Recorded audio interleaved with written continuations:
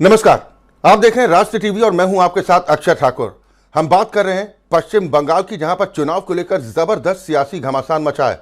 कल प्रधानमंत्री नरेंद्र मोदी ने 6 गारंटियों के साथ सोनार बांग्ला का संकल्प दोहराया, तो आज गृह मंत्री अमित शाह ने ममता बनर्जी के 15 साल के शासन पर अभियोगनामा की ऐसी चोट की है कि दीदी का किला हिलता नजर आ रहा है। सभी खास मेहमान हमारे साथ जुड़ चुके हैं। सबसे पहले अपने दर्शकों की मुलाकात अपने आज के सभी सम्मानित मेहमानों से। मेरे साथ डॉक्टर आशीष हांडा साहब जुड़े हैं, आप नेता भारतीय जनता पार्टी हैं। डॉक्टर साहब, बहुत स्वागत है आपका। कांग्रेस को रिप्रेजेंट करने के लिए पार्टी के प्रवक्ता भूदेव शर्मा जी हमारे साथ इस चर्चा का हिस्सा हैं। भूदेव जी, आपका भी बहुत स्वागत है। और साथ ही टीएमसी का पक्ष रखने के लिए टीएमसी नेता अर्नब देवनाथ जी हमारे साथ इस कार्यक्रम में जुड़ गए। मैं डॉक्टर आशीष हांडा साहब आपके पास आऊंगा। ममता दीदी की तरफ से तो कह दिया गया है कि भारतीय जनता पार्टी सांप की तरह है, अगर सांप और बीजेपी कार्यकर्ता दोनों एक साथ दिख जाएं तो पहले सांप को छोड़ दो, बीजेपी को मारो।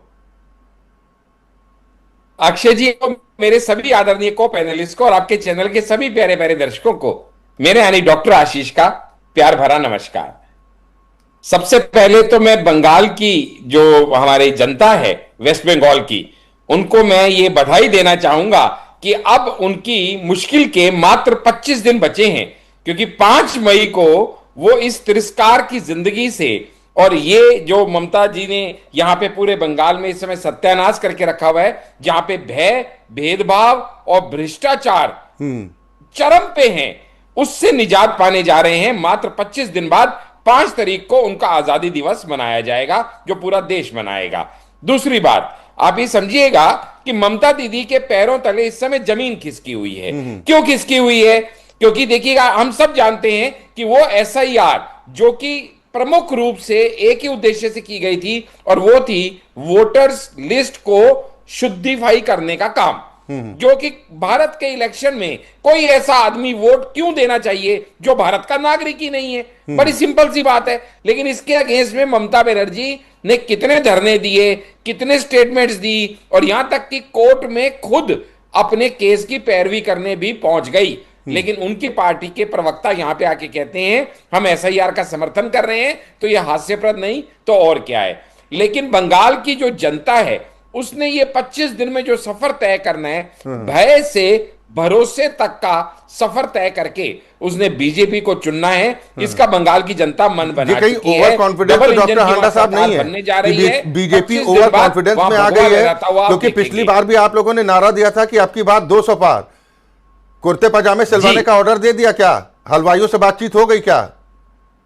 जी जी जी, देखिएगा, आपको पता है कि जो बीजेपी है वो एक कैडर बेस्ड पार्टी है। हम हर चुनाव को बड़ी संजीदगी से लेते हैं और धीरे धीरे अपनी पकड़ बनाते हैं। आप जानते हैं, इतिहास गवाह है कि हम 2 सीटों से 400 सीटों तक का सफर तय करके 350 की मेजोरिटी तक भी पहुंच के हमने दिखा दिया। और बंगाल में भी आपकी जनता, आपके जो दर्शक हैं, उनकी जानकारी के लिए बता दूं कि 2011 में जहां हमारा वोट प्रतिशत सिर्फ 4% था और हमारे पास 0 सीट थी, तो वहीं 5 साल बाद 2016 में हमारा वोट प्रतिशत 10% हो गया और 3 सीटें आ गई। और 5 साल बाद 2021 में 38% वोट प्रतिशत के साथ 77 सीटें लेके हमने अपना वहां पे दबदबा दिखा दिया था। अगर आप ग्रोथ रेट ही देख लें कि एक 5 साल में 4 से 10%, दूसरे 5 साल में 10 से 38%, तो इस 5 साल बाद अच्छी तरह से आपको मालूम है कि हम पूरी मेजोरिटी के साथ वहां पे सरकार बनाते हुए दिख रहे हैं। क्योंकि ममता बनर्जी को पता है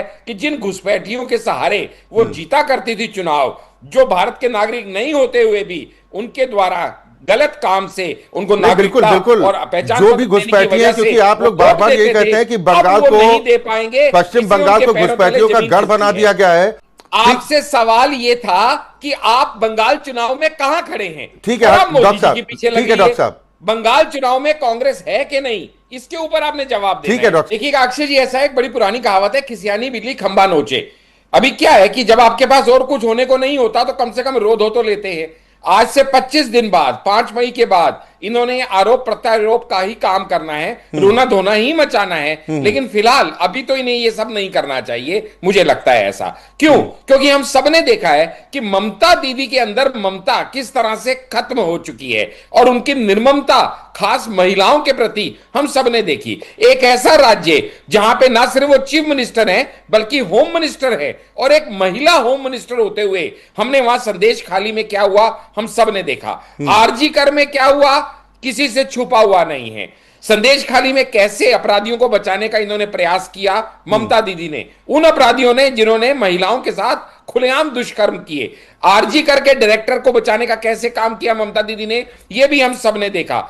पुलिस कमिश्नर के ऊपर जब गाज गिरने लगी तो उसके साथ धरने पे ममता दीदी कलकत्ता में कैसे बैठ गई हम सबने देखा।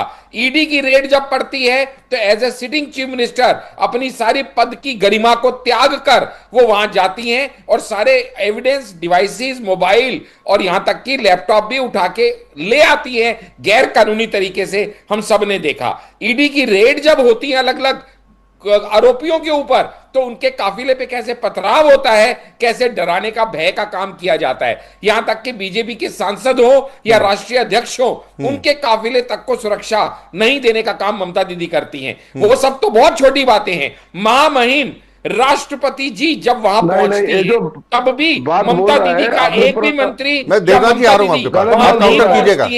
पद की गरिमा को संवैधानिक तरीके से कैसे रोंदना है, किस तरीके से अपनी निष्ठा दिखानी है। बिल्कुल बिल्कुल मैं आऊंगा, आप काउंटर कीजिएगा।